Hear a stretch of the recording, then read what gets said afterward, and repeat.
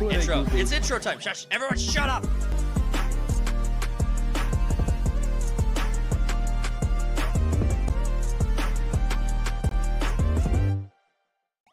What's going on, main characters? It's your boy Talks2Munch with Third Party Studios. Welcome back to the Third Party Podcast for our, what is this, the 108th episode with me and your boy, TheCody. How's it going, my dude? Hello. Dude, it's been not a huge week. Like, major news has not been blowing up everywhere when it comes to, like, pop culture. But then you just kind of look a little bit and you find actually some stories that are pretty fun to talk about. Like, this is probably, I think, the lineup of stories that I think will be the most fun to discuss. Versus like the last few weeks, we've actually been like addressing major news. Yeah, I guess so. I'm looking forward to some of the topics. But how's your week been going, bud? What have you been up to with nerdness? It's been going, still on the Dragon Age chain. What do you think? I'm curious. I uninstalled Veilguard. I was done with that. I'm going back and playing all other. What broke you? Because obviously you were playing it for a minute, and then something got you to uninstall it hard uninstall. Well, again, it's a story and dialogue. It's like, it's supposed to be BioWare's best, but it's the worst. It's supposed to be what BioWare is good at, and it's the worst. And I got to a point in the story where it's like, I don't really want to do any of this because I know what's coming up next. Right. It's like, do I put in a few more hours, or do I just go back and play the other 3 Dragon Ages simultaneously instead? So I'm doing that right now. Like, I have 3 controllers all hooked up simultaneously, running games on different screens. Yeah, I've been playing 2, which is considered the worst out of the trilogy, but it's still a hell of a lot better than Veilguard. And now I'm just going to go back and play old BioWare games. Like, I'm going to play probably Mass Effect again after this, Jade Empire, the Star Wars Old Republic. I've been looking at means to start playing what was it, Shadow of War and Shadow of Mordor. After we got on it last week, I was kind of hyped to try it again. But most of what I've been playing this week has been like the finals. Like, if I'm finding time on my computer, I'm playing the finals usually, and it's kept me up late at night because it's hard. It's a one more game. It's a one more kind of game. It's hard to solo queue into that game and not want to keep going with it. Like, I will say that the other night, so this would have been Thursday night after we wrapped up the Bannerlord live stream, I went and jumped onto the finals right away, and I probably played the finals for like 4 hours. So we wrapped up a little after 10, I think, and so we went till about 2 a.m. in the morning playing the finals. And this wasn't my intent. I was just done, and I played the tournament, and I won the tournament, and I was like, I'm done. But it didn't even register in my brain that I was ending on a tournament win. Like, it didn't matter at all. The tournament win meant nothing to me. I was so like just going another one. I need my dopamine. I was just going through the grind, yeah. And then I did learn how doom scrolling can occupy a significant amount of your time when you're supposed to be asleep. Oh yeah, dude, it's insane. Yeah, some mornings I'll just wake up, throw on YouTube or whatever, and then I'm just sitting there. I'm like, oh shit, it's like fucking 11 o'clock. I've developed some seriously unhealthy habits when it comes to like sleep management the last week. Right. But it's been a fun little journey. I've been rewatching ReZero, the anime. New season coming out, isn't there? I think it's in the spring. Usually the best anime season is winter, and in the anime cycle, winter starts in January. So we had My Hero Academia season 8 dropped its first episode. Spy Family dropped its new episode, and I know Spy Family is not your cup of tea. I didn't know they're doing continuation. Oh no, Spy Family has this is their 3rd season that they're starting, and I think they even have a longer episode or a movie. I didn't watch it, but it's always been on Crunchyroll and like the list of things to watch. A lot of those like one-off episodes, I don't usually care enough about the story. It's usually some side plot that's not hugely relevant to the things I actually care about narratively. But I mean, some of them are really good. Like Konosuba has that side plot movie that actually I thought was pretty damn funny. But everything. My Hero's got one that's really good. Yeah. What was it? Heroes Rising. Was it? Heroes Rising, is that the one I recommended to you? That was yeah, so they go off to this island as like their own kind of makeshift lemonade stand hero agency. Right. Again, My Hero Academia. This is the Heroes Rising movie. It's a good recommend. I mean, if you're into anime, if you're not into anime, why would you watch it? ReZero started amazing, and that kind of falls off, in my opinion. Said, oh, we got Radical joining the stream. Thanks for being here, bud. Said because it started so good. I don't disagree with you at all. One thing about season 1 that I loved was the hour-long episodes, or about 50 minutes or so long episodes. That's really good for anime because you get much, especially an anime that you have a lot of story into. I do think that the end of season 1 was kind of drawn out, where they're dealing with the sanctuary. I think that was kind of drawn out, and I really, really loved what they did with season 3. And if you know about ReZero, they had their studio kind of got its ass whooped by a bunch of their animators who left or jumped ship. And so they couldn't get us additional seasons of ReZero, and now we had season 3 wrap up, and now we already are seeing teaser stuff for season 4, and I'm super hyped for season 4. I loved season 3. I thought season 3 was way better than season 1, and I liked the hook for it. So if anyone fell off at the back end of season 1, or if they fell off at the back end of season 1, season 2 picks up so freaking hard, and I love it. But honestly, we all miss our best girl Rem. Everyone Sure. misses Rem. I have no idea who that is. Bullshit. No, I know you don't know. It's all good. That's why I'm explaining it. I'm using exposition. You know that thing that James Gunn can't stop doing? Yeah. In Superman movies, where he just narrates everything that's on screen instead of just showing you. That guy is the worst. Anyway, we have stuff to talk about. What do you want to chat about first? We got a lot of little topics to go into. I mean, we could probably just kick off with what's on screen here. Yeah, let's go with games. So, if you guys don't know, here's the news. The Ubisoft canceled an Assassin's Creed game that was set in the Civil War, or like post-Civil War. It was featuring a black assassin who formerly was a slave. He would fight the Ku Klux Klan. The leadership canceled it, concerned with U.S. political climate and Yasuke backlash. This is the thing that's so frustrating about this.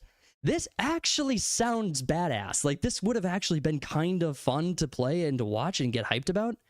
Like, this is, like, they go really, really hard into the identitarianism and race politics when people were asking for a Japanese Assassin's Creed forever, and then they had to put Yasuke in it because they don't know what else to do. Right. Now you have the perfect setting. Like, I thought Civil War was actually would actually be a kind of a cool Assassin's Creed setting to get excited about. And I mean, I think hunting ghosts would be great.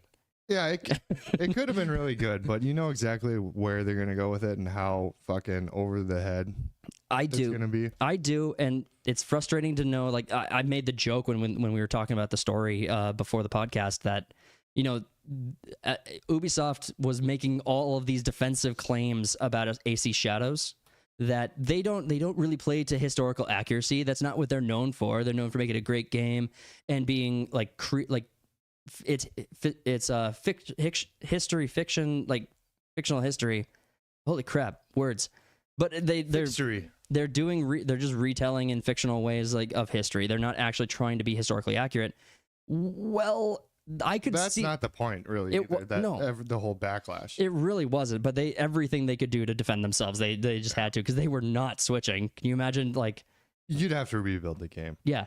You have a lot of people who were really hyped about AC Shadows in the context of, like, yay, representation. Could you imagine RDJing that shit now that afterwards, like, getting Yasuke, like, put in the back role as a back character? Dude, they would have had a heyday on Twitter ripping Ubisoft apart even harder than we were. Yeah, I mean, it was also a decade too late for them to put out a Japanese or feudal Japan Assassin's Creed game. Mm-hmm. It's like after the second game, they started clamoring. It's like, hey, you should do something in Japan. They're just like, no, we don't want to. Oh, like, all right. I see. Hold on. There was something on here. I don't want. That would have been Radical. Your comment didn't come through real quick, so I missed your comment. I apologize for that. But yeah, I apologize for that. Something in the comment didn't come across. I missed it. But if you repost it, I'll try to catch it. Anywho. Yeah, so now supposedly they canceled the Civil War game, which would have been cool, would have been fine. I don't think people would bitch about it, but it's also, yeah, the political climate we're in. It's like the entertainment industry has basically trained us to be like, oh, so this is just going to be woke trash instead of actually something with some meat on the bones, storytelling wise. Exactly. It'll be. You said it actually. I'm gonna pull from something else we were talking about with Harry Potter and the casting choices that they did with Snape, and you said something to the effect of it's just going to become an allegory for race relations in modern day. Well, this would have been pretty. Well, it's not even going to be an allegory for race relations. It's just going to be race relations. Right. Well, it would have been pretty. What I was kind of getting to was it would have been pretty fertile ground for them to like pull in a lot of modern day stuff. YouTube censored you on the nose for the story. Yeah, absolutely. But they would have just used it as a way to like reteach a fictional history. Like I would have put money on the developers and the writers for an Assassin's Creed Civil War game rewriting history to make Lincoln a Democrat. I could easily see that coming. I would put money on it that's what they would do. Also, these people are French. Who the fuck are like? They don't care. Like they already tackled the American Civil War, so yeah, they don't know. And that was considered a black sheep of the franchise when it came out. But now looking back, everyone's like, Assassin's Creed 3 actually wasn't that bad. It's like, yeah, no, it wasn't. You know what other video games aren't bad compared to like AC Shadows? Checkers. Yeah. Digital Sudoku, Solitaire, Minesweeper.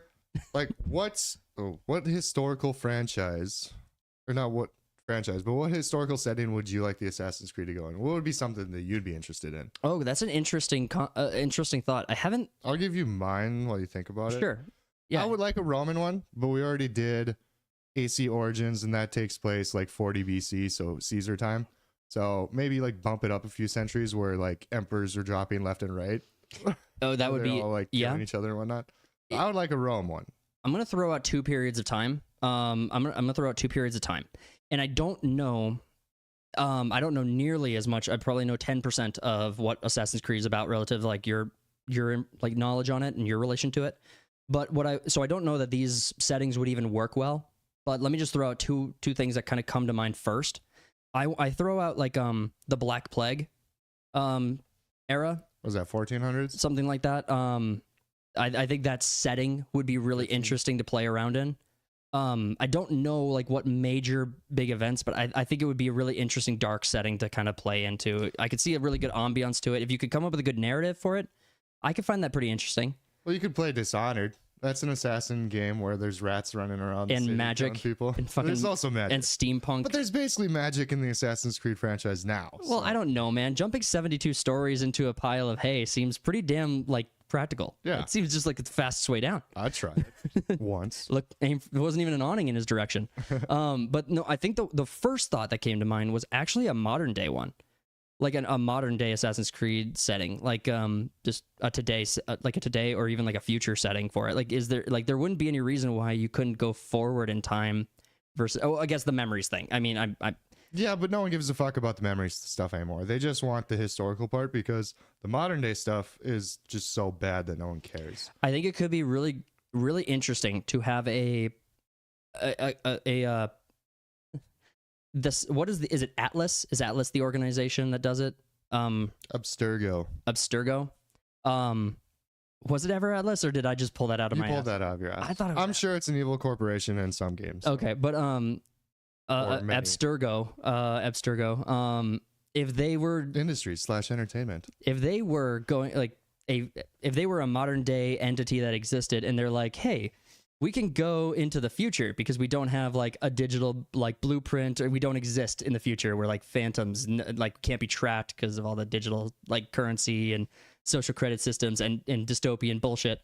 And they're like hired from the past to go into the future to assassinate like that stuff. I think it could be really cool to have a modern day limitations on a character, but put into a futuristic setting. I mean, you could kind of do that instead of going to the future, actually go back to with the Isu, because Isu's like the forebears of humanity, blah blah blah blah blah, and that's more futuristic, so it still makes sense. Like you're going back in ancestry because you're following assassins that have like Isu blood and whatever. Yeah, so you can just go all the way back to the beginning. That would be they showed many clips of it throughout the games and whatnot. It'd be cool to see In Assassin's Creed 2, you're basically piecing together a puzzle where it's basically Adam and Eve leaving the Garden of Eden, which is basically like an industrial factory, and grabbing the apple, which is that artifact that has a bunch of power and whatnot. What would be okay? So I'm trying to think of like what settings haven't even been attempted yet with Assassin's Creed. Like, how long is the list of games that Assassin's Creed has even had?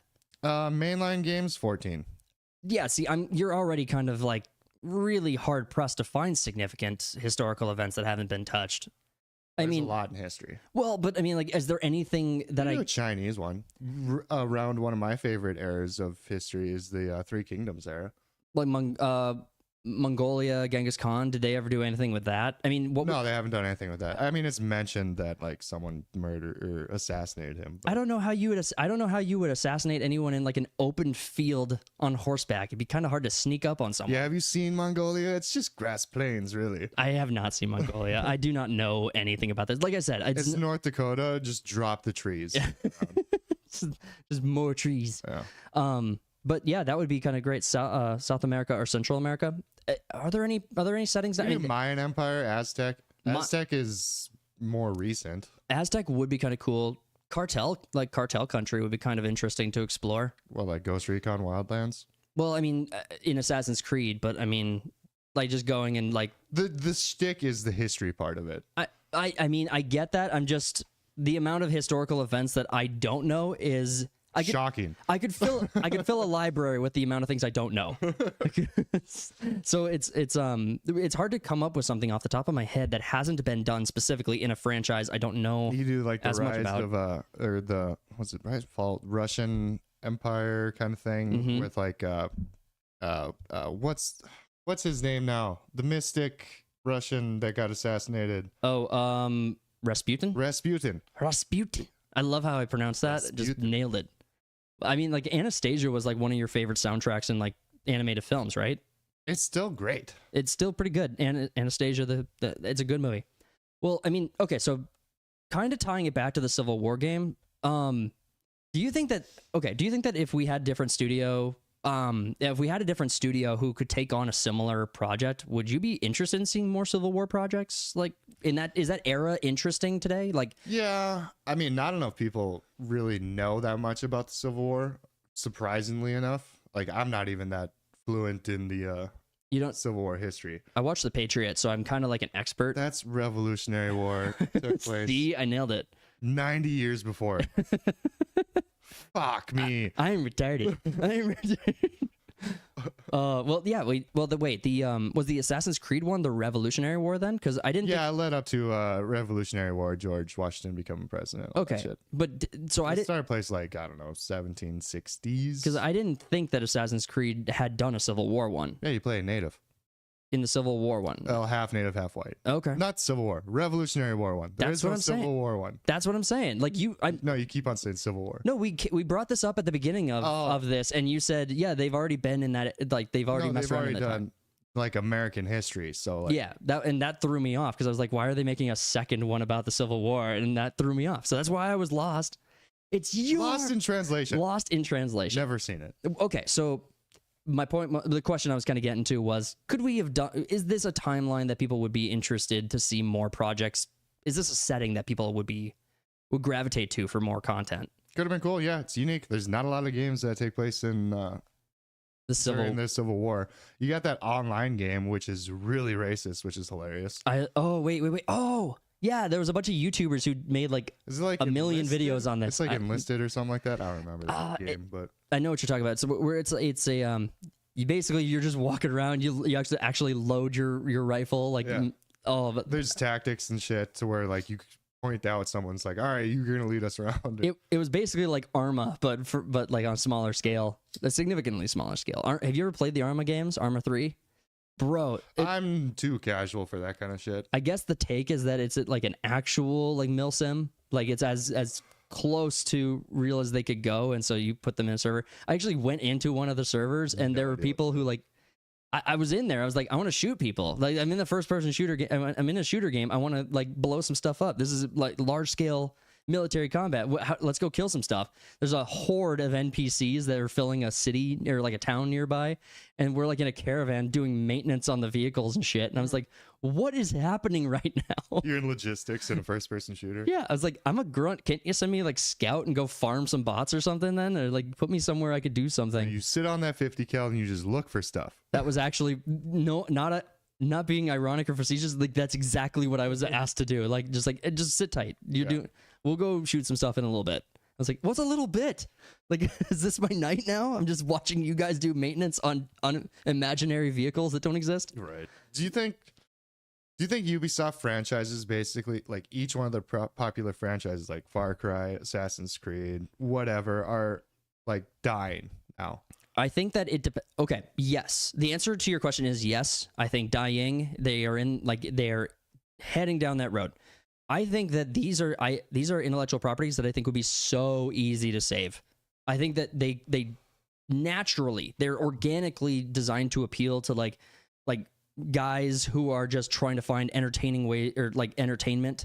Like the IP of like being an elite covert assassin that looks badass and has good movement mechanics, fun combat, and an interesting time to explore in with some level of accuracy. The core premise is fundamentally perfect.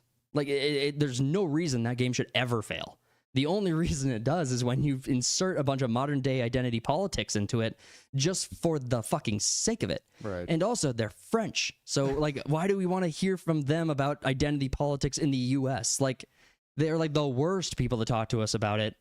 Like they have like race riots like every week. It's like what did they It's also like don't bother correcting me on France, guys, in the chat. Like I don't give a shit. Don't care. We're Americans, we don't care. Yeah. Yeah, it's like what happened with PlayStation when they dropped Ghost of Tsushima. They're like, oh, we got this new franchise now we can explore. And then they do Ghost of Yote, which has been out for like a week or two now, and no one talks about it. No, Asmon did, I think, a 2-hour live stream on it that he posted back to YouTube, so it might have been longer than 2 hours, but... Yeah. Apparently the story sucks, the characters are just whatever, and it's like, it's pretty much the same gameplay as Ghost of Tsushima, so it's like, I don't care, which is worse than hate. Is apathy. Yeah. Yep. Like I'm out. All the PlayStation games are just starting to feel samey. So. Well, does Ghost of Tsushima does that Ghost of Tsushima Sashimi? Does it have a lot of replay value? I mean, I'm asking you obviously, but you go back and replay like a lot of games. Like, does the average player find replay value in this? I mean, I wouldn't say. I'd say you like maybe play it once every other year or something. It's not like the games I go back and play are RPGs where you can make different decisions, build your own character different ways and whatnot. Right. I don't play like linear stories a lot over and over again. But that makes like God of War, the 2018 and Ragnarok, great games in my opinion. It just not a whole lot of reason to go back and replay them. Fair. I mean, unless you want to bump up difficulty or something. Well, and ever since I switched to PC, the amount of like story games I've played is relatively small. And I would say that the vast majority of the like story-based games I've played have been as part of Sunday Slackers when we did those big marathons of like Backrooms, other projects like that. And actually, Backrooms, it's not story based.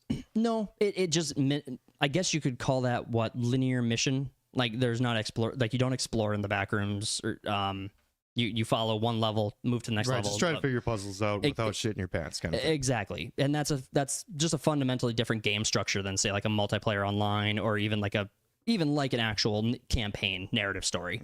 So I get the distinction. I'm just don't really play too much in I guess in either of those categories that much. I would say most of my online attention is either copied to multiplayer online where I'm solo queuing or Bannerlord, which that's a create your own narrative kind of thing, very replayable. Like I was trying to get back into Deus Ex, and the stories don't change much. Like there's certain choices and whatnot you can make, but they don't change much. It's the level design and how you can tackle each level that really changes. Like there's like 5 different ways you can do any kind of mission or build a character. So that has more replayability because of that. But the story doesn't change. You have a lot of video games though that just have the same mission map and then they just like moved the respawn to the opposite corner of it and then give you a new like farming objective to play. Like Destiny was notorious for that, right? Like that's all that's all a lot of M&Ms. That's a lot of MMOs are. We got another comment from Radical. Trading games as stock is the root cause of all games going to crap. Profit over fun, even though fun drives profits. BG3 proved that. Oh, Baldur's Gate 3. Yeah, Baldur's Gate is game. What was that? It won a Game of the Year award. 2023 and 2024. It was the end of last year. It didn't win end 2024. Well, it wasn't Game of the Year. It won players. It won an award. It won an award in the second year of its release. But yeah, BG3 is a perfect example of how like just take good care of your audience. There's a lot of news coming out the other day. I was reading up on for Hasbro, with Hasbro wanting to push out like a bunch of digital projects for D&D with Wizards of the Coast Dungeons and Dragons. And I don't know if you remember this, but we had a story where we talked about Larian Studios basically being dropped from future Baldur's Gate projects because Wizards of the Coast wanted to create their own studio for like D&D video games, Skeleton Key. So Skeleton Key Studios actually exists now as Hasbro's video game project endeavor to start creating more D&D video games. And why would like see how that goes? Well, it's dead. It's DOA, because here's the thing. You have a cult following in Dungeons and Dragons, but they are looking for other options right now. They are mainly just struggling to find like people like D&D just became mainstream like this decade. Like it just recently became mainstream with the advent of like 5th edition, Critical Role pushing out popularity, other big projects pushing out popularity, Stranger Things. So a lot of things made D&D like very popular recently. However, the people who've been playing tabletop RPGs for 70 years, like they're looking for off-ramps from D&D that are also mainstream enough that their friends can play with them, that they can all kind of get together on one engine. But they're not finding that much. They're not finding that many things because it just became mainstream, like kind of just became a popular thing people are doing. But yeah, Stranger Things. But what I was saying, I guess what I was getting to with that was you have all these video game companies that have these IPs that people should easily fall in love with, but they can't help themselves to overcook, right? They just burn the steak every time. It's like you have everything in front of you to make a great steak and you just leave it in the oven and for too long. So I think that basically is all I had to say on like the Assassin's Creed thing. But like I don't know, Ubisoft's like kind of dead to me at the moment right now. I think that that was Assassin's Creed. Far Cry I think instantly it would come back if you could give people any semblance of like 3. If you could come back in any way with... Well, they've been copying 3's formula pretty much since it came out. 4 was basically 3 over again. 5, they switched it up. It's like a silent protagonist. 5 is one of my favorites. And then 6, I didn't even really play. I think I put like an hour into it, and I'm just like, eh. Well, I mean, I think I fell off with Primal, because I think 4 I gave it a shot. And then was Primal 5? Or is there Primal and then 5? It was Primal and then 5. Okay, so I fell off with Primal. I did not like 4. I did not enjoy it. I bought it, regretted it instantly, just never played it again. I don't think I beat that one either. I didn't play through most of it, so I did not enjoy it enough to keep playing it. Primal, I turned that on and I was like, okay, guess I'm done. It was the broken English thing. I just I wasn't paying it to, like, I liked Far Cry for an interesting story and interesting characters, and then they put a game in front of me that's barely English. And yeah, it's a made-up language from 10,000 years ago. Yeah, like give me an English dub though. I'm not trying to learn. You don't watch anything or play anything in a different language ever? No, I'm not trying to learn Dothraki. I'm trying to fucking play a video game. I'm not trying to like learn a foreign language that's not existed. I'm just wanting. It's not like you're playing the game and they're talking about it. It's all in cutscenes where your hands off. Yeah, but the cutscenes are. You can read, can't you? The cutscenes are where the narrative fucking happens. Like, yeah, and you can read, can't you? I can read, and this is the subs versus dub debate for anime. You got phones, don't you? This is the subs versus dubs debate for anime. It's like I respect the subbed variants of anime, and depending on the project, which I will already be in love with, I may watch the subbed content just to stay up to date with it and not have to actually wait 2 weeks to see the newest thing in English. So I will enjoy subbed content, but I need to already be bought in. Otherwise, you're not going to convince me that subbed is the best way to attract someone to a medium, like a language they don't know, and a visual medium that they have to both read and observe simultaneously. I never got that complaint when it comes to like having subtitles. Like, I can't read and see what's going on screen at the same time. I've never had that problem. I mean, that's fine, but I mean, there's also a lot of subtext context you can get from the visuals on there. But if I don't know if maybe this is just a dyslexic or a stupid person issue, and Stupid. I mean, I might be just stupid on this, Probably. but that doesn't mean that I'm not like. I mean, when it comes to anime, I'm watching dub. I'll wait for the dub. But like any foreign films or TV shows, I'm watching sub. Well, okay, so like Live action shit, it's always sub. Godzilla -1. Sub. Right. I mean, I didn't have a problem with Godzilla -1, but I thought that I actually watched the dub variant of it. I didn't watch the actual original sub version of it. Like, I don't have any problem with sub existing, but the first time I'm watching something, it's hard enough for me to like get hooked on a lot of different content. Like, a lot of stuff has really, really weak hooks. Like the modern movies, modern projects with like their story hooks are very soft. And it's hard enough. I'm not also trying to like read the whole story at the same time. Yeah, well, it's a lot easier to do dub when it comes to animation than it does live action. It comes off very silly in live action. Well, and we've had in live action, absolutely. I mean, you're just looking at two entirely different languages, like interacting with each other simultaneously. It's so obvious. Right. It's impossible not to see it. When the English speakers always like they'll reword sentences or rewrite stuff so it kind of matches mouth movement or when they stop talking. It's just very well. And so inorganic. there are people who definitely like. I'm not a fast reader. I would never say I am. I just am. I'm just not. So You're stupid. I'm stupid. He's stupid. No, I mean, for real. I'll picking you for popcorn reading. For real, I'll just got a day between paragraphs. You get to take a full nap, do some errands. You just picked the shittiest reader in your class. We're like, no. I didn't do that on purpose, but it definitely is clicking now. I did it to all my friends that sucked at reading. So like Planks has been on the podcast before. When we did the 100th episodes stream, pretty fun. He is an insanely fast reader. That guy can do like the flipping the page thing and he just knows the book, but he's insanely fast reader.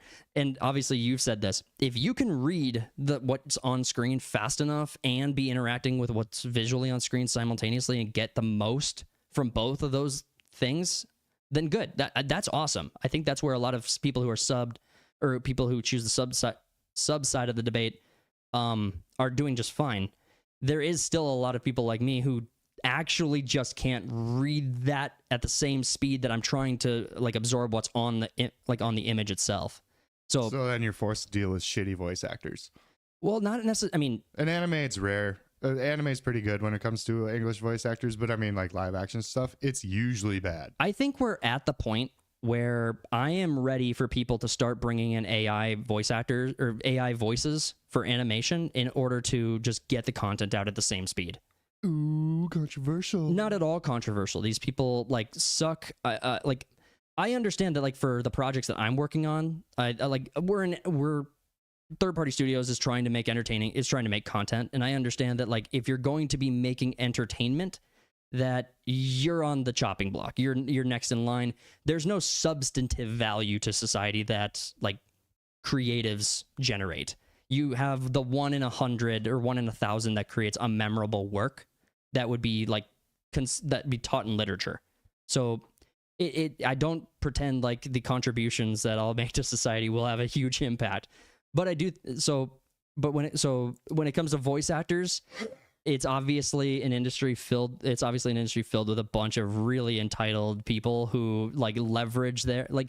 They're mad that they didn't become actors. Right, and all the stories that came out last year with them actively like mistranslating things intentionally to put to insert modern politics, and the actual creators had to get involved and like go after Crunchyroll. I'm pretty sure there was no like legal like ramifications from that, but you really burn bridges when you do that shit. That's especially when you have the power to pull your show off of Crunchyroll. Exactly. Because of the said things. I want to get to Radical's comments. Been sitting there. Major studios are publicly traded, obligated to shareholders, and must post profits. So games from major studios are basically profit generation schemes with a veneer of narrative and fun. And that's why I think that it's better off for more creative. Like this is a lesson that James O'Keefe learned from Project Veritas. This is a lesson that Twitter learned when Elon took over X. The idea of having anything involving culture or like communication, freedom of speech, or artistic expression in a public trading, I understand you unlock a lot of capital doing that. You lose everything of value though. Like everything that makes your projects worth anything is dead. I would rather have a completely independent private company that makes it 2 years with a couple of projects and have it like bomb and fail, and then have a multi-million-dollar success story and have it go to become publicly traded, me go off into the ether and retire, and then have everything I've built and worked on just turn into like what Disney did to Star Wars. Right. If I were George Lucas, I would have like self-deleted in Minecraft by now. What Prime did to Lord of the Rings. What Prime did to Lord of the Rings, what Amazon's doing to James Bond, which, wasn't planning on a hard segue, but that actually like does take us into one of the stories I wanted to bring up. This week, Amazon went on their platform, or Amazon platform, digitally altered a bunch of their posters on their platform to remove the guns from from James Bond posters. So That's what? Retarded. Yes, they removed the guns from the James Bond digital posters. If you go online and search this up, you will find a trillion examples of people just memeing the shit out of this right now. It's like, remember when Stephen King redid E.T. instead of all the guns that the cops have at the end, they're all walkie-talkies. I think you're thinking Spielberg. What did I say? Stephen King. Oh, so yeah. It. Pennywise, the dancing alien. No, but actually, South Park memed the shit out of it. So South Park had took the Steven Spielberg, George Lucas, because they were both going back and digitally altering all of these amazing projects, and South Park was really ahead of the game on this like censorship thing. They went back, and in Star Wars they added a bunch of like digital background stuff. And Lucas was making the case that, like, well, we were just limited by the technology of the 70s and 80s where we couldn't put all these in, but this is what I wanted it to look like. It's like, oh man, you're just getting rid of like all the things that make Star Wars like special and unique, because he added so many things throughout the years. There's so many releases of Star Wars that it's like I can't even name all of them. No, and you know what? Good on you. He's a bit more of a whore than I think people like really put on him, because obviously I was always under the impression that Star Wars was one of these like intellectual properties that everyone fell in love with, so the creator of it must have some sort of like sentimental attachment to this this giant like cultural like deity, like this whole franchise of basically narrative perfection. Like people loved this story and grew up on it. So I had this idea, this romanticized idea in my head that Lucas was actually like cared about his work. And you and I have had this conversation. I know that it's the kind of thing I can't really be tested on until like, so people don't have to believe me. But you called me out on this. You asked if I would take the money to sell Star Wars if I was George Lucas, and I told you no, and you called bullshit. I'm like, you know what? That's the kind of thing I can't be tested on until I can be, which over $4 billion is hard to say no to. It's easy to say no to. I mean, it's so easy. I mean, if you're doing well enough on your like own or whatever, it's fine. But that's generational fuck you money. George Lucas already had generational fuck you money. Very true. And he already had generational. So if you were in George Lucas's place, it's an easy no. It's an easy no. Yeah. If I own Star Wars and I'm thinking, because this is the main argument that keeps breaking my brain about this. Spaceballs memes so hard on him. Absolutely. Spaceballs 2, man. It's gonna come. It's coming soon. And it's probably not gonna be good. It's probably not, but I mean, I'm hyped about it. I'm hopeful. I don't know why I am. I have no reason to be justifiably. They deserve no benefit of the doubt. Right. Fair enough.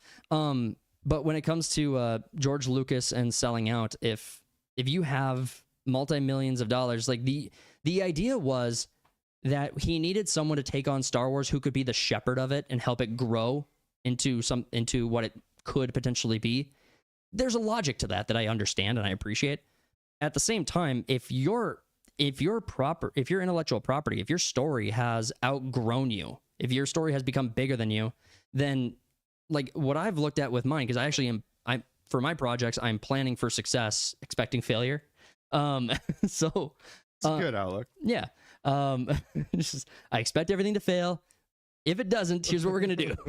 But I already know that if the work I have was successful to any degree, and I couldn't work on it anymore, I want my works to become public domain. I want people to be able to create what they want to with it.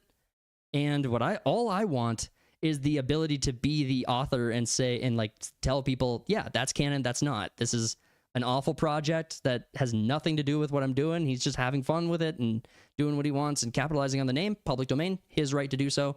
It's not actually a part of this story. I would like my IP to just become smut fan fiction. It's the Lord of the Rings. It's basically smut. I mean, it's not actually, but it's I just want nothing close but enough. ships.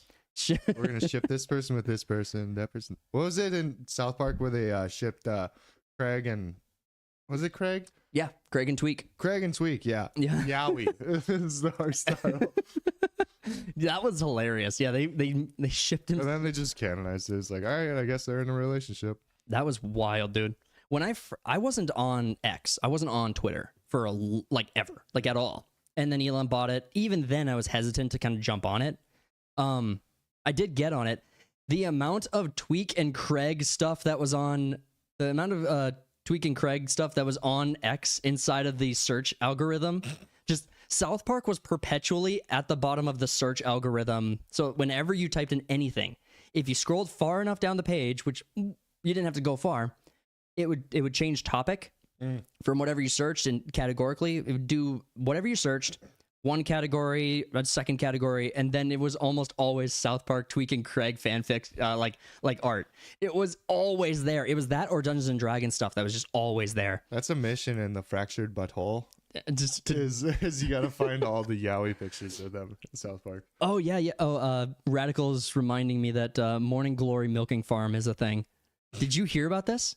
Do you know about the story with? I might have heard about it. It's slipping though. It's not okay. So just real quick, put the context in there for the video. It's basically it's a feminist like fantasy about a society where women go and jerk off like minotaur like cow men, and then this woman who's like just starting, it's like her first day, she falls in love with one of the cows that she's jerking off. It's I love fan fiction. I might not, so bad. I might not be this might be me being, I'm sure that exists. I mean, I might not be 100% fair to the artist involved in this project, the author, the author. But I tell you what, if I'm even 5% correct, you're a fucking degenerate, and I don't care if I offend you. You're a fucking weirdo. That's hilarious. Yeah. It's like the Rule 34 of fan fiction. It's like you could probably just say something and it's on there. Women in their books. Who taught you how to read? Yeah, it's all murder porn and smut. I learned it from watching you. We got a few more things to talk about. So let's just cover a couple of small things real quick. So Battlefield 6 came out. Hell yeah. Battlefield 6 came out, and just pulling this screenshot from that versus current Call of Duty. And Call of Duty has its own statistics on its own. It's also at the end of this Call of Duty's life cycle. Right. Next one's coming out, so we'll see then. Right. Black Ops 7. Yeah. They went Black Ops 6. Did they? No, it's just Black Ops 6, Black Ops 7. They skipped in. Is Infinity Ward still? Who does the regular? So in Sledgehammer. I think it's Sledgehammer. It used to be Infinity Ward. Right. But I think it's I think it's Sledgehammer now. But that's pretty uncommon. That's I don't think they've done that before. Yeah. But if you can't capitalize, What was Black Ops? Oh, Cold War was Black Ops 5. Right. Okay. Well, if all Call of Duty is the vanilla Call of Duty, if all that is going to be Warzone and the Battle Royale and the new map designs, then at that point, it's like, it doesn't matter at all. I think what you have here now with, I mean, Treyarch, is Treyarch even the one still doing the Black Ops? I believe so, yeah. Because, I mean, the Black Ops games are in the same engine, aren't they? And, I mean, because you can be a Black Ops player and go jump into Warzone from the Call of Duty portal.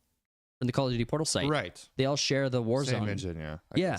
So there's nothing even special about Treyarch anymore. Trey.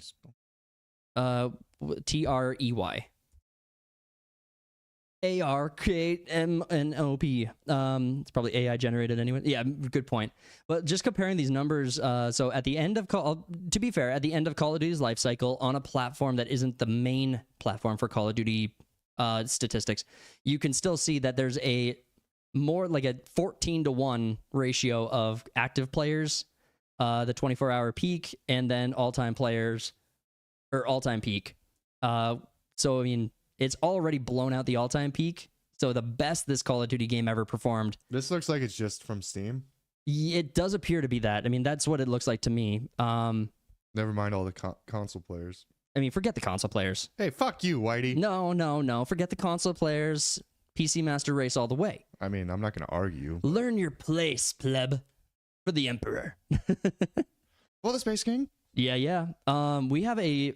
So, I mean, we just always want to take our opportunity to dunk on Call of Duty. Yeah, it's Steam numbers. Because right now it's at 602. The peak today was 637. It's kind of like Battlefield 2042 was really slept on for a minute from me. Well, it had a horrible launch. Well, I got into it like a year or two after it launched. I mean, I don't know that I bought it right away because I was really excited. What immediately fell off like almost instantly. And then, yeah, you brought me back to it when we started doing Sunday Slackers and looking for more games to play. And yeah, a lot of people didn't like this like hero-based shooter that 2042 did. It's right. Like, you got to pick your fucking operative and shit. It's like, no, just give me the base, assault, fucking engineer, medic, and scout or whatever the fuck the other one is. And even the finals, I think the finals has a good recipe. And you know what?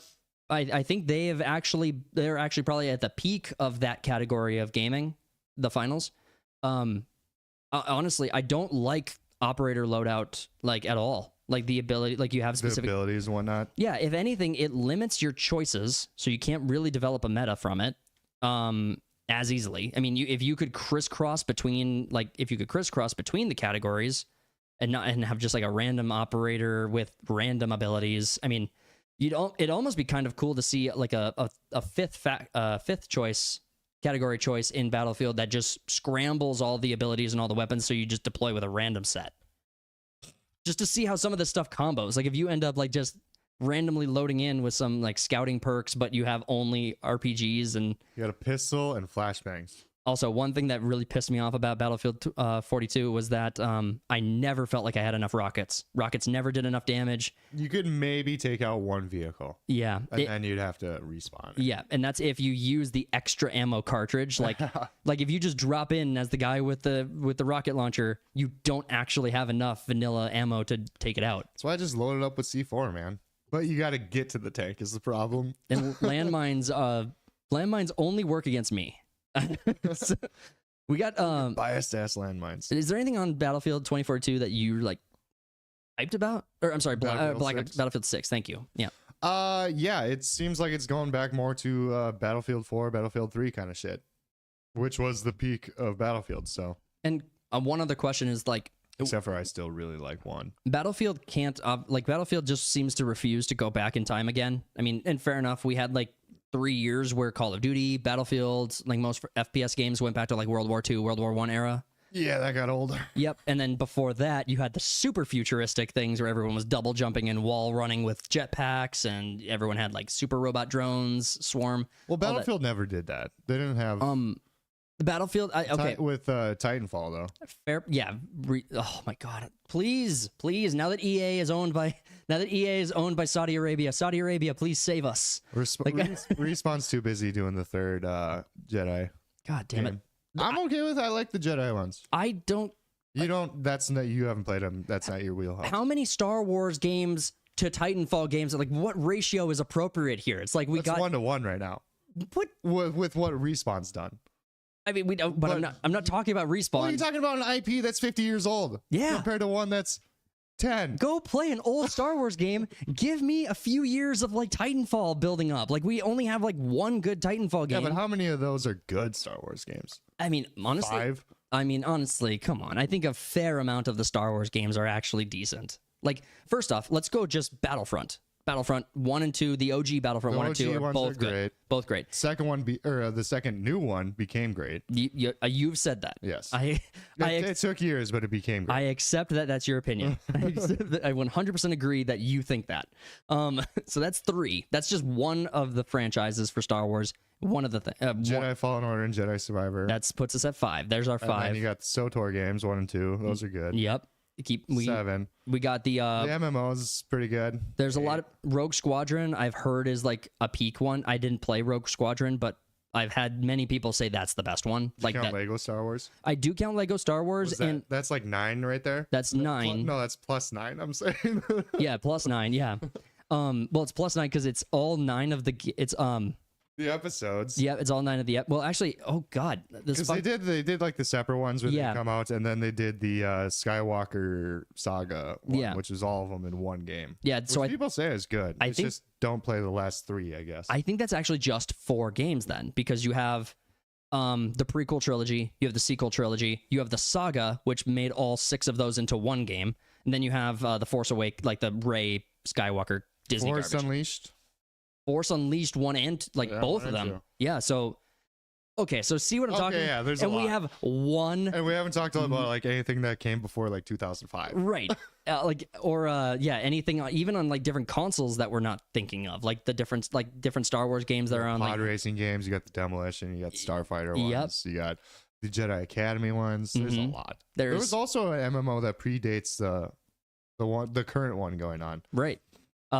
Star Wars has its own tabletop game, like tabletop strategy game with dice rolling and models and shit. You want all that with Titanfall? I don't like Titanfall that much. I would accept any new Titanfall project. I'm not gonna be beggars can't be choosers. I will take any Titanfall project at this point. It's like, give me a card game. Give me a card game where you basically are like, give me a card game where basically you just upgrade you have a Titan, you just upgrade it with cards. You play those from your hand. Actually, I don't take that idea, guys. I'm gonna run with that for a second, see what I can do with it. I'm gonna come up with that. I need to buy the rights to the IP first, though. But no, I'll develop the game and license it. I'll pitch the idea to acquire the license. Yeah, but I have to have an idea. It's like, give me a license, please. I'll pay you a license, and then I'll come up with. I'll start working on it. It seems what everyone does in Hollywood and gaming. I'm not even in concept phase now, so you just need to trust. All right, we got more stories to talk about. I want to cover real quick. This one we won't spend too much time on this, but guys, if you haven't already seen it, Freedom Tunes' YouTube channel, Seamus Coughlin, he runs it. He basically does these short form animated like political satire kind of satire skits. They're freaking hilarious. They're so much fun. They're really short content, but and he puts out so many of them a week. He has announced that he's working on a project that is like self-funded, up to about 20% of the total project is self-funded. They have a goal of $525,000 to create 5 total episodes of the show, and they're all going to be 25-minute episodes, and it's going to be an anthology that has like these full-length episodes. Mm-hmm. So I'm glad that it's going to be an anthology, because I don't think what he's doing here lends well to a 5-episode storyline. Right. But go check out his YouTube channel, Freedom Tunes on YouTube. Watch some of the skits. If you like what he's doing, and the content he makes, consider going and supporting the campaign. He has, just to put his money where his mouth is, his goal was $525,000. He has already put forward all and self-funded the entire first episode. He's done 20. He's self-funded 20% of the project on his own, and the pilot already exists. As I understand it, if you donate to the campaign, you can actually go view the first episode in its entirety, completed right now. So just double check that, but go look at Freedom Tunes. You can find the campaign link on Freedom Tunes, or follow Freedom Tunes on X. Was it twistedplots.com? Twistedplots.com. Kind of curious to see if he has his goal posted to see where they're at. If he got, I mean, it's only been out for a few days, so I don't know that he's gotten far with it, but I do know that the quality of what he puts out and the comedy of it, the quality of the animations, it's really freaking good. And honestly, if you believe in independent creators, if you hate Hollywood, if you hate everything that's coming out right now, the burden's on us to like fund the projects that actually matter and like replace Hollywood. Like once they're off on their own and they're like actually like once you've started the lawnmower, it'll keep going. Like if we can get some of these projects off the ground. Not if you lift your hand off the handle. Well, I mean, that's a good point. That's a good point. But actually, we're just I don't know where you were going with that. No, it's a good analogy. We're just pulling the chain. Like we're just starting the lawnmower. Then they run the lawnmower. Right? Oh, okay. I mean, sure, why not? it nailed it. Let's just check out Let's go with it. I just want to see if he has it posted, how far in the donations that they are, if he has that running. I don't. Oh, gifts and yeah. So let's see. So out of a $500,000 goal, he is already 41% of the way there at. Oh, you guys can't see that at all. Sorry. Wow. I'm trying here. Okay, there we go. So yeah, about 20% of the or 40% of the way there. So there's about 300,000 left to go, guys. But if you can't donate, if you can't support, spread the word. It would mean a lot to me at the channel specifically. Freedom Tunes is someone who I've followed for a long time, and I think his content's amazing. But more importantly, we need more independent creators to be kicked off, and we need to start replacing the medium that we complain about, that we don't like, with content that we're actually going to be excited to see and see more of. So I mean, it is on us. So I'll be donating to it. I'll be shouting it out more. But yeah, that's. And then we got more independent creators with Space King. Space Kings. Space King. Yes, we're gonna watch. We are gonna watch this. I'm gonna hold off for just a second, and it's gonna be kind of loud, so I will adjust it. But this actually came out I think a year ago was the first episode. A year ago was the first episode. Only a few months after that, they got a follow-up episode. 8 months later, today, we get the third episode of Space King. And I tell you what, I watched this specific clip here where I'm going to show you guys, and then I went and down the rabbit hole, found it, and I knew about Flash Gets, the YouTube channel, for a long time. They've made other great stuff, but this is probably, I think, the best stuff I've seen them put out, like, at all. It's pretty good. I just watched all 3 episodes before this. Yeah. I just wanted more. So, I mean, another example of... They only make stuff if through their Patreon to make money. It's all independent, too. Exactly. And I think there's a... They got merch, too, for it. Yeah, I'm definitely buying the 150... The merch is a little bit wild as far as their price point for it. Yeah, a little bit. But when you're self-funded, I mean, grift, man. Grift, King. Do what you got to do, and I'm not using that in a derogatory sense. Make the money so we can get more of this. This is a take my money fucking like project that I'm just in love with. Yeah, it's just a parody of 40K pretty much. Exactly. So let's with less to do, not further, but less. Let's just click it.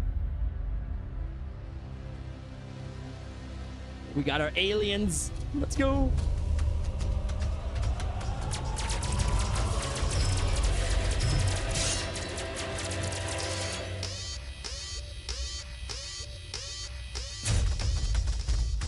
Hold on one second.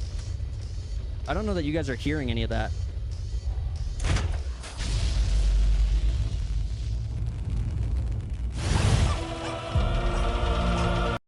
Sorry, guys. I'm just checking something real quick just to see how that's turning out. We won't troubleshoot the whole thing. I think you'll be able to get the point from just watching it. And in fact, I just throw on.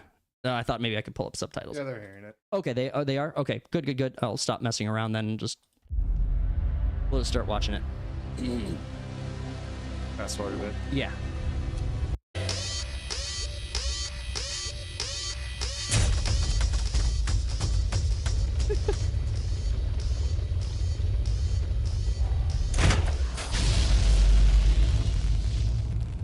Fun. That would be the least fulfilling way to win.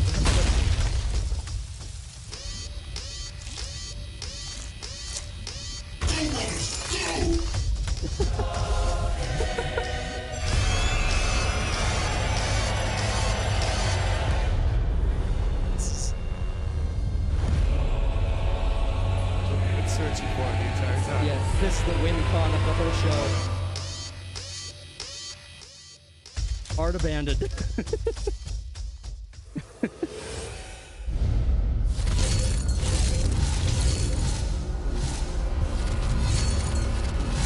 Finally! After 70 years, my greatest creation is complete. A female psycho warrior. Hey, the female custodian thing is still some of the biggest videos on our channel. Wait, what are you doing?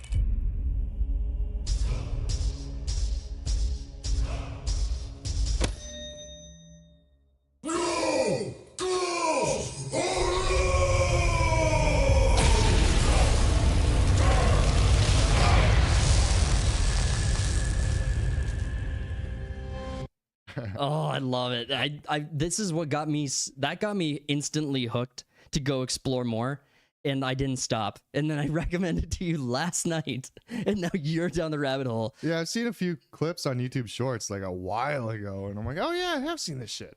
Well, and I would say that like the third episode, freaking hilarious. I watched them backwards because I basically watched the third, then I watched the second because there was the I looked at the merch and saw the B positive, the hand signal and whatnot. Throwing up gang signs. Yeah, did I pull up? Don't be negative. Yeah, here we go. So we got the Flash Gets merch store, guys. You need. This is another thing. It's the same topic. It's as we have these amazing projects that keep popping up. We have independent creators who are willing to put their money where their mouth is, dedicate their time, their energy, their life to these projects. If we let them fail, then we get the content we deserve. If we don't financially back them, then we deserve the Amazon ruining Lord of the Rings. We deserve the Star Wars. We deserve like the James Bonds.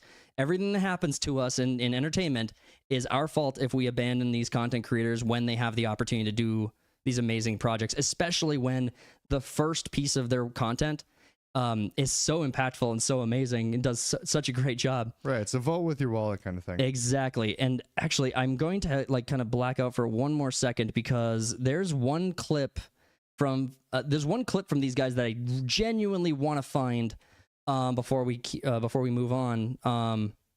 It might take a second, but the point of me finding this is Flash Gets has been very consistent that they are not going to be. They're going to remain independent. They are not going to be sharing the creative control over any of their projects or giving up any of that stuff to any big studios who might want to be involved in the projects and take. It was like at the end of the first episode, they did like a little promo or like, yeah, we're not selling out to Hollywood. Screw this. Yeah, with the Hate Monger. Is that? Yeah. Well, no, it was this. The serial one was in the second episode. I think they just did a promotion on the first one. Oh, it was just the guys. It wasn't the serial one that I was thinking of. I was specifically looking at there's a clip with Hate Monger, who's just talking out what the issue is with what the issue is specifically with going to like remaining independent and being crowdsourced through Patreon. I think you'll really appreciate it, which is why I want to try to pull it up. But like I'm trying to see. I don't even know how to look for this. I think it might take me a second, so I might need a little bit of help bad here. at Googling? I'm not great at it, but you've only had it most of your life. Yeah. So is everyone else, and that hasn't really made anything better. That's very true. I'm failing to find it, but I really want to. As we're clicking away, we're clicking, and I'm failing here, but I'm trying. Oh, here we go. There's a message from Hate Monger. I think that 149. Yep, I think that's. Oh, sorry guys. That's loud. Yep, I just want to make sure this is the. Okay, yep, this is the one. Okay, sorry guys for that delay. We're back at it. Okay, and it is really loud, so I'm gonna turn it down a little bit. Hopefully that helps, and then make sure you guys can see it. Boom. So, man, so we're 3 years of this now, huh? Something like that. All right, guys, we're gonna watch this message from Hate Monger on the Flash Just Still. How have I not hit that yet? All right, here we go. Welcome to another Hate Monger sermon. Today's sermon is about maintaining integrity in the face of temptation. An example. Just last week we received communications from an unnamed network of aliens wanting to own everything we have of Space King in exchange for wild riches.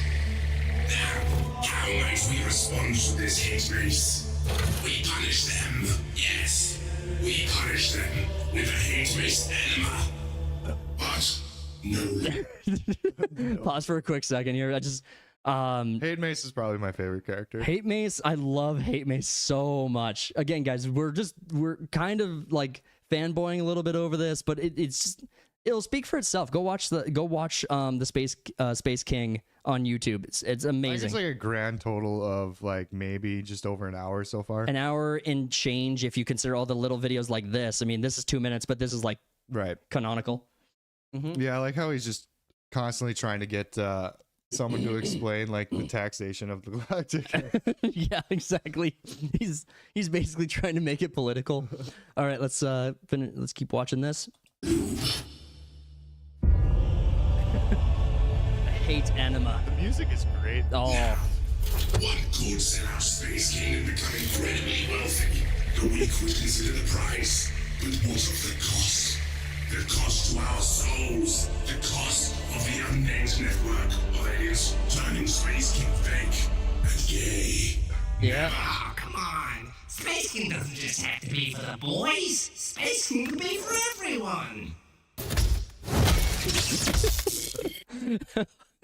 I mean, can we? Like no, once you like this happens with every this is pretty much what happened with Veilguard. Yeah. Is that you're trying to make a game that's like kind of includes everyone and you end up making something that no one likes. Exactly.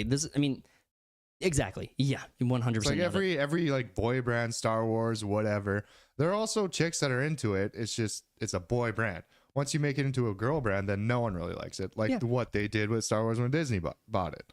Oh yeah, Disney does not know how to. Honestly, I was really surprised how actual shitty they are at making good female characters. Considering that's all Disney was. It was like when you had the young kid shows like on you had Cartoon Network, Nickelodeon, Disney.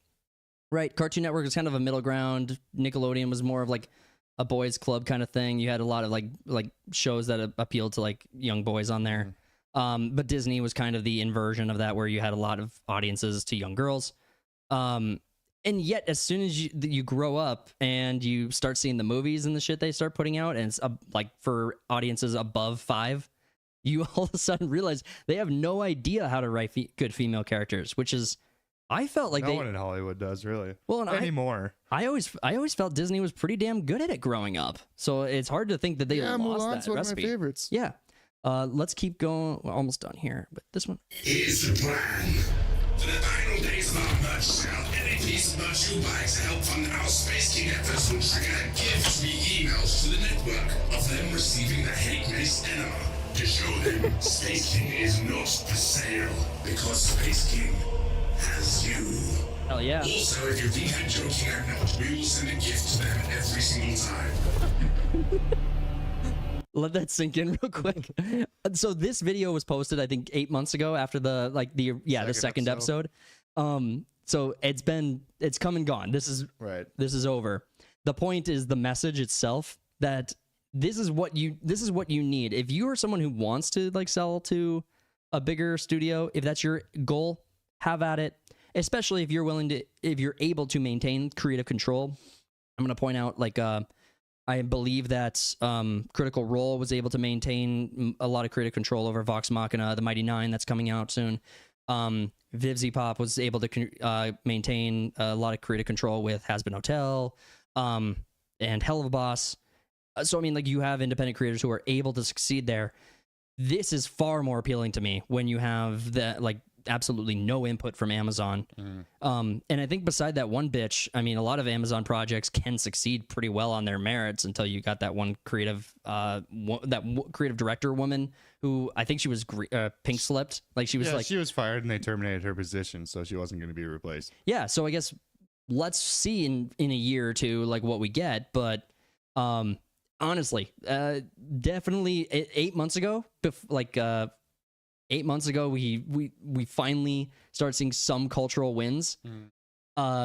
Definitely, I can appreciate the sentiment of like, fuck them. Also, can you make out what that controller is specifically? Like, can you tell? Because I can tell. I'm pretty confident that that's Amazon. Because it's either Roku or Well, you got Disney, you got Amazon, and then you got another. it's Hulu. That's the green Hulu button. But this is the thing, like for remotes, you either have Roku or Amazon, like, and so that's not a Roku remote. No. So I'm pretty confident that Amazon was trying to talk to them about this. Probably. Well, and honestly, 9 months to a year between projects is not something I'm really looking forward to being the case. However, quality over content, I'll take that. True. I'll just keep... Quality over quantity, definitely. Yep. Oh, I clicked on the wrong thing. Bottoms up. There's only 7 days remaining in this much. All right. I just had to make sure that everyone got to see what we saw. All right, guys, we have to support these projects, guys. And obviously, well, indie's kind of popping off in general when it comes to like visual entertainment or video games. Indie space is going wild. It is. You had Schedule 1 that broke the Any internet. like horror games that you can play with friends pretty much is just insanely popular. Yeah, it's they go wild. So yeah, we obviously talked about Freedom Tunes, and go check out their content if you like it. Consider helping them out. They still have a ways to go yet. Space King is a must. You guys have to buy the t-shirts. You guys have to go watch the content. You guys got to look at supporting the Patreon. Spend that money. Give them all of your money. Or just don't spend it somewhere else and give them the money instead. Exactly. Yeah. Think about it this way. If you stop giving $25 a month to the PDF file streaming platform that must not be named Netflix. If you stop giving them money and stop subscribing to them for $25 a month, you could give $5 to Space King's Patreon, and then I could get another episode of Space King soon. So it's really the gift that keeps on giving. If you think about it, it's like it's the best charity you could possibly do. I think that pretty much covers all the stories we had for the day. So guys, I appreciate you hanging out. Any final words on any of the topics? Anything you wanted to throw in before we wrap up? It's kind of a shorter one, not podcast. a whole lot of news. It's fine. And honestly, a lot of things I cared about a lot more in this than like things we have talked about in the last few weeks. I mean, there hasn't been a lot of projects that I could point to and be like, yes, please, finally support this. Like, help these guys out. They need more. So I'm glad we finally have some things to point to. Yeah. No, I've just been discovering slowly that I'm becoming very apathetic when it comes to the entertainment space as a whole. It's like, I'm not getting mad at a bunch of stuff anymore as much as I used to. I'm just like, of course, I don't care. Sweep it on the rug.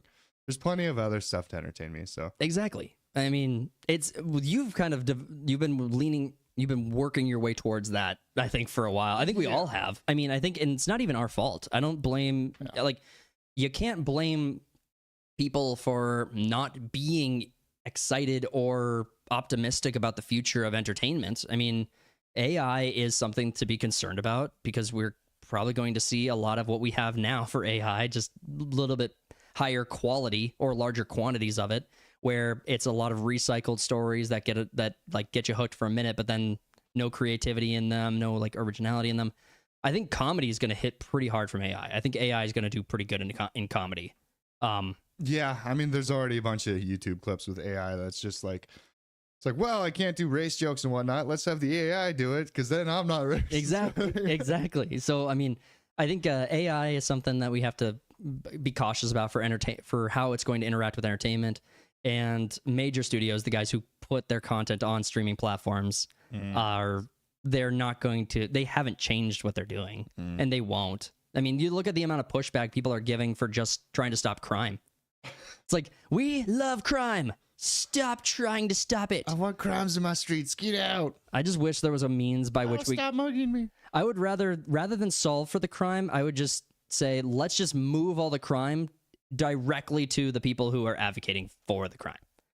Like all the judges who let people out early, or all the prosecutors who refuse to put people in jail, let's just put up a big wall. Just put a great wall around that place. Yes, we'll call it like a jail. And then we'll put them inside of the wall. Where all the criminals are, and then they can just see that Asian, that Chinese Trump impersonator. He went to the Great Wall. He's like, it's a big, beautiful wall. Did they get the Mongolians to pay for it? I watched like yes, I saw it. I scrolled way too quick, but I know it did leave a impression. I do remember that. All right, guys, we are going to wrap it up there. But this has been a great episode for just giving you guys an example of what we're talking about with being part of the main characters, being someone who goes and creates their own work. Guys, you got to go tell your stories. No one else will tell your story for you. So if you have a passion project, put some gas on that fire and make it happen.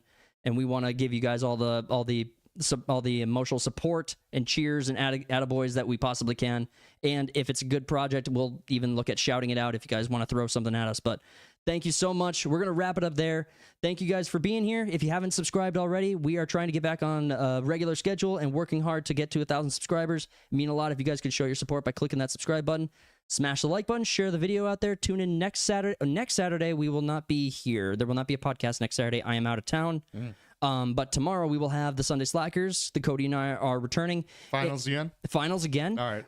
But we do have some really cool. I won't preview anything. I'll leave it kind of as a mystery. But we have some really cool creative projects coming up for Sundays that I'm really looking forward to showing you guys. So I'm hoping you guys will really enjoy that. But come hang out with us tomorrow. Should be a fun time, starting about 6 p.m. Central Standard Time.